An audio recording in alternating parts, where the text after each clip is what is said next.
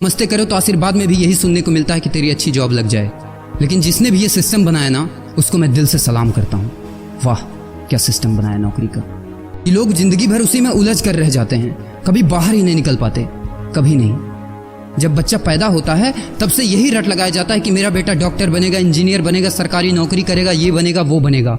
लेकिन किसी ने कभी कहा ही नहीं कि मेरा बेटा अमीर बनेगा।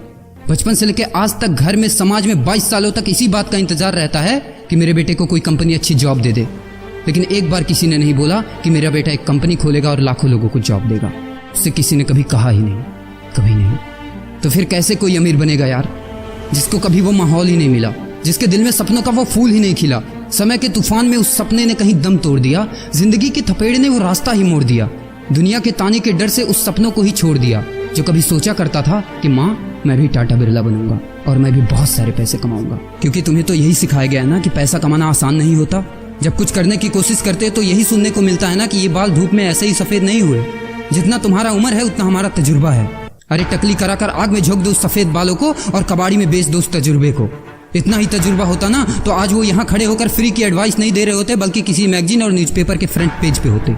इतना ही तजुर्बा होता ना तो 20 रुपए किलो टमाटर के लिए पूरे मार्केट में नहीं घूमते कि कहीं 2 रुपए सस्ता मिल जाए। और बस में 12 साल के बच्चे को 5 साल बताकर भाड़ा नहीं कम करवा रहे होते। हा तजुर्बा। वैसे अच्छा मजाक करते हैं लोग। अबे किसकी बातें सुन रहा है? उन लोगों की जिन्होंने अपनी जिंदगी में कुछ उखाड़ा ही नहीं है, जो लोग लोमड़ी बनकर भाग गए स्ट्रगल के आगे, जो कभी शेर की तरह दहाड़ा ही नहीं है। ये लोग तुझे क्या सिखाएंगे कि पैसे कैसे कमाते हैं और अमीर कैसे बनते हैं। एक बार जा और झांक अपने घर में, अपनी सोसाइटी में, अपने शहर में। है कोई ऐसा जो वो लाइफ जी रहा है जो तू जीना चाहता है?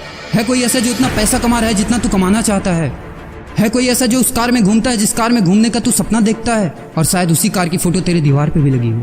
है कोई ऐसा जिसने उतना नाम कमा लिया जितना तू कमाना चाहता है, जितना तुझे चाहिए? झांक यार, झांक ले, पता चला कुछ।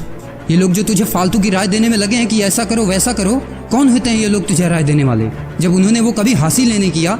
शायद जिंदगी में उतना पैसा कभी देखा ही नहीं, वो कार, वो नाम, वो स्टारडम कभी महसूस ही नहीं किया।